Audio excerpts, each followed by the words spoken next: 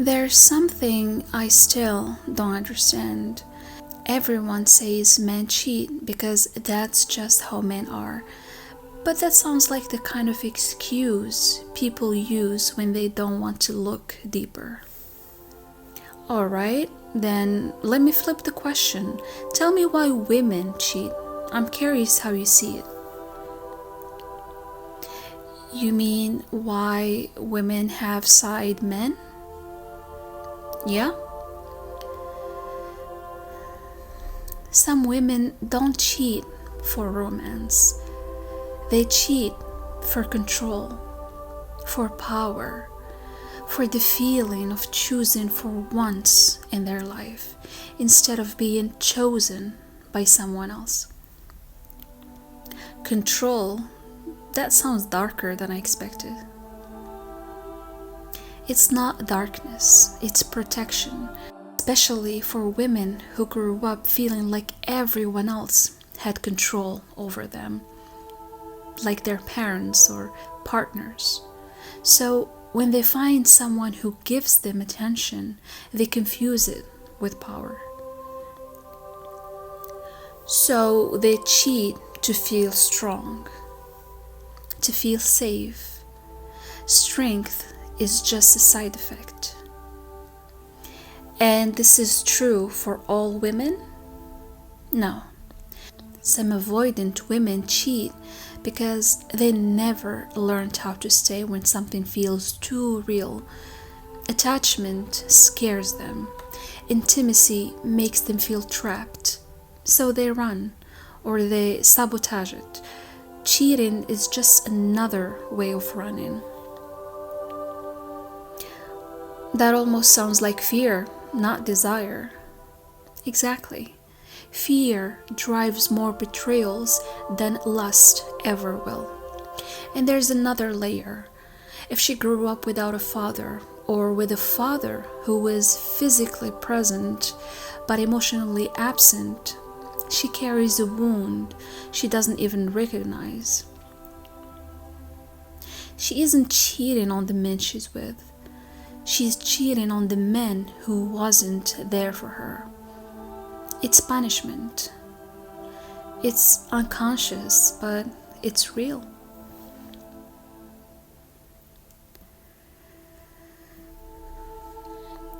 You make it sound like childhood creates the cheater.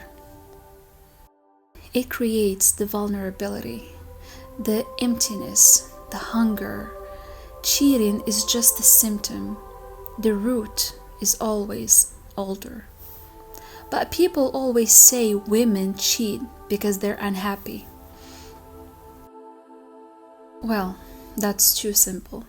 Some cheat when they're unhappy, but some cheat when they're overwhelmed, or lonely, or disconnected from themselves. Some cheat because they feel unseen, but the ones you should be truly afraid of are the ones who cheat because they feel nothing at all. And why is that scarier? Because when a woman stops feeling, she stops protecting the relationship. She stops protecting the men she's with. She stops protecting her own heart. A woman who's numb doesn't fear consequences. She only fears silence. So women cheat for emotional reasons? Mostly.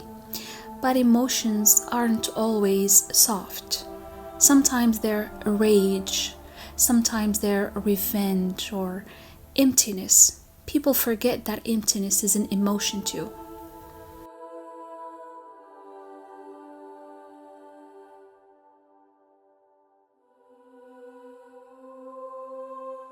You've dissected this like a therapist, but let me ask you something. Why do you think men cheat from a woman's perspective? Men cheat for ego, for validation, to feel wanted, to feel powerful, to feel like they still have it, even if they love the woman they're with. So you're saying it's not emotional. Oh, it's emotional. Just not in the way you think. Men cheat because they fear insignificance, because being wanted makes them feel alive, because being admired feels like oxygen to them, because being desired makes them forget every insecurity they carry. And what about men who cheat even when they're happy? Happiness doesn't erase insecurity. Sometimes it intensifies it, because happiness makes you afraid of losing it. And when men feel unworthy of the love they receive, they look for something easier, something that doesn't require growth, something that doesn't expose their flaws. That's harsh. Truth usually is.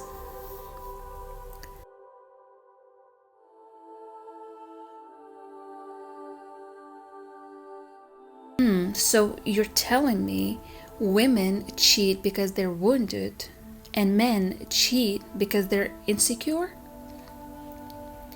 Not always, but often. Women cheat to feel seen, men cheat to feel big. Different motives, same destruction. And you don't think love matters? Love matters, but love cannot heal a wound someone refuses to acknowledge. And love cannot fill a void someone keeps opening themselves. So, can a relationship survive cheating? Only if both people stop defending their behavior and start confronting their wounds. If both are willing to see the ugliest parts of themselves without running away.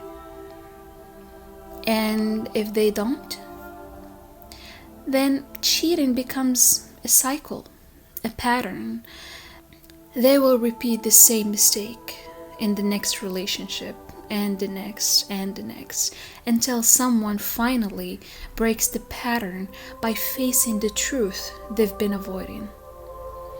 And what truth is that?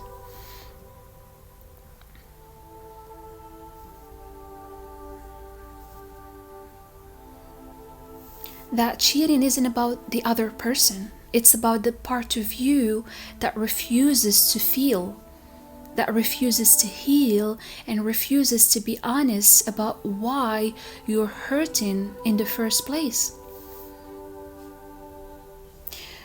You sound like someone who's been on both sides of betrayal.